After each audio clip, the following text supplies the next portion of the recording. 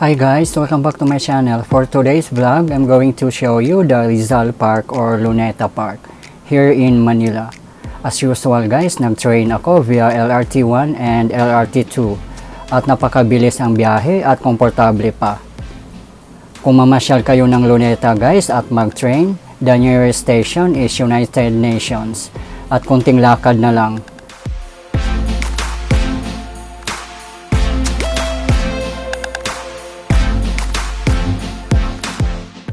FYI guys, may temperature check sa gate at required para sa lahat magsuot ng face mask at face shield, as well as social distancing.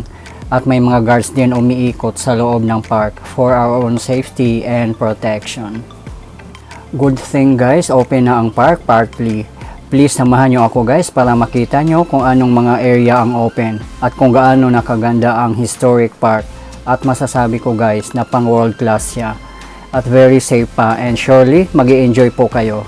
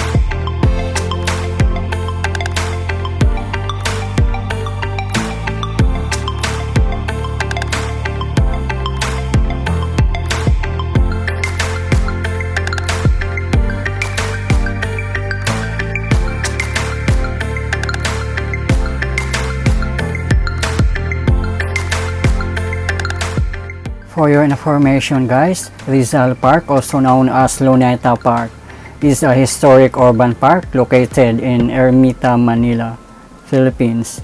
It is considered as one of the largest urban parks in Asia, covering an area of 58 hectares.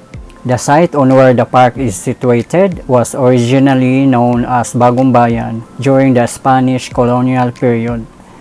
It is adjacent to the historic Walled City of Intramuros and is a major tourist destination in the Philippines. Situated on the eastern shore of Manila Bay, the park plays a significant role in shaping the history of the Philippines. The execution of Filipino patriot José Rizal on December 30, 1896 fanned the flames of the 1896 Philippine Revolution against the Kingdom of Spain. The park was officially named in his honor, and the monument enshrining his remains serves as the park's symbolic focal point. The Declaration of Philippine Independence from the United States was held here on July 4, 1946.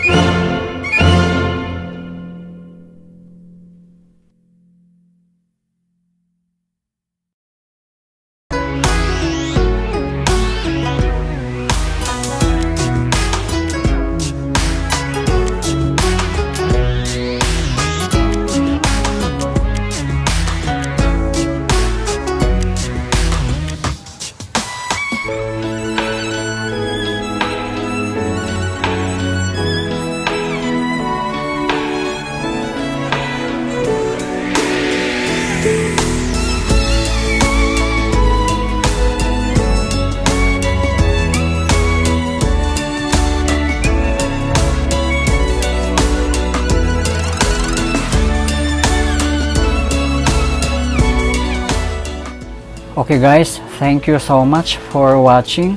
Please like and subscribe if you are new to my channel. And click the notification bell so that you won't miss my upcoming videos. Keep safe everyone.